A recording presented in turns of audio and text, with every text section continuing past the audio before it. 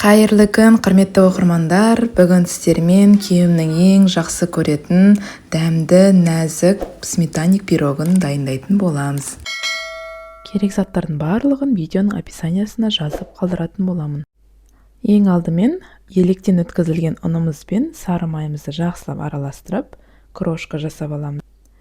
Одан кейін рет-ретімен қопсытқыш, қант және жұмыртқамызды салып араластырамыз. Осы жасап жатқан тестадан 2 сметаник пісіруге болады. Менің пісіретін формам 24 диаметр. Осындай әп-әдемі доп-домалақ жұп-жұмсақ теста шықты бізде. Оны пакетке орап, холодильникке жарты сағатқа қалдыратын боламыз.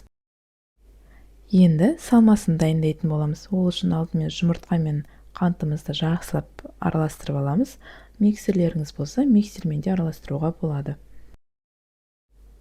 Араластырып болғаннан кейін қаймағымызды қосамыз. Менде 20% нәтиже қаймағы.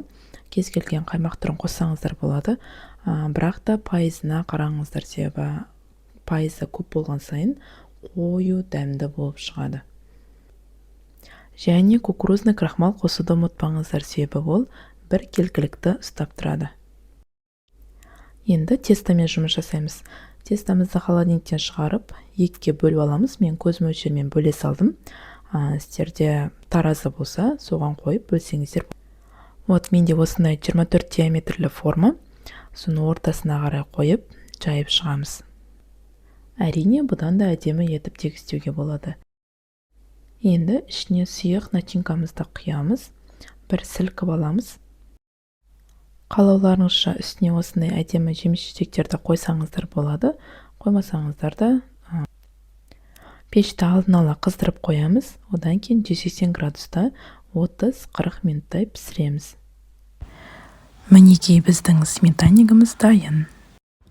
Сметаникті соғаннан кейін кескен маңыздырақ. Рецепт ұнаса, каналға тіркеліп лайк басуды ұмытпаңыздар. Сіздермен болған Монира.